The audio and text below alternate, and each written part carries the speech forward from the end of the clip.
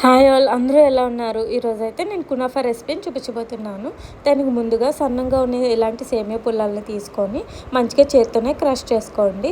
తర్వాత 2 table spoon గీ కానీ butter కానీ తీసుకొని కొంచెం కరిగించుకుంటున్నానండి.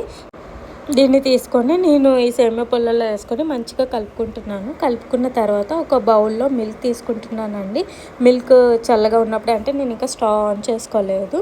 ఒక 1 or 2 టేబుల్ స్పూన్స్ కార్న్‌ఫ్లోర్ వేసుకొని మంచిగా కలుపుకోవాలండి ఉండలు లేకుండా. తర్వాత స్టవ్ ఆన్ చేసుకొని ఒక 2-3 టేబుల్ స్పూన్ షుగర్ యాడ్ చేసుకోవాలండి. మేము తక్కువ తింటాం కాబట్టి 1 టేబుల్ స్పూనే యాడ్ చేసుకున్నాము. తర్వాత ఒక చీజ్ క్యూబ్ వేసి మంచిగా ఈ కన్సిస్టెన్సీ వచ్చేదాకా కలుపుకుంటే సరిపోయిద్దండి.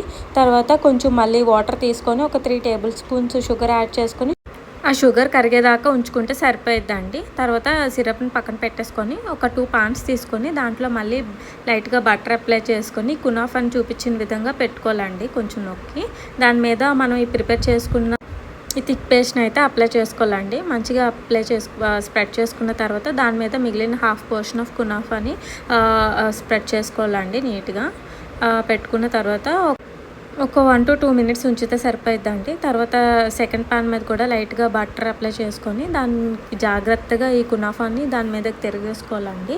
అది కూడా ఒక 1 మినిట్ అవ్వగానే ఆపేసి దాని మీద మనం ప్రిపేర్ చేసుకునే షుగర్ సిరప్ వేసుకుంటే టేస్టీ కునాఫా రెడీ అయిపోయినట్టేనండి. Thanks for watching. Bye bye.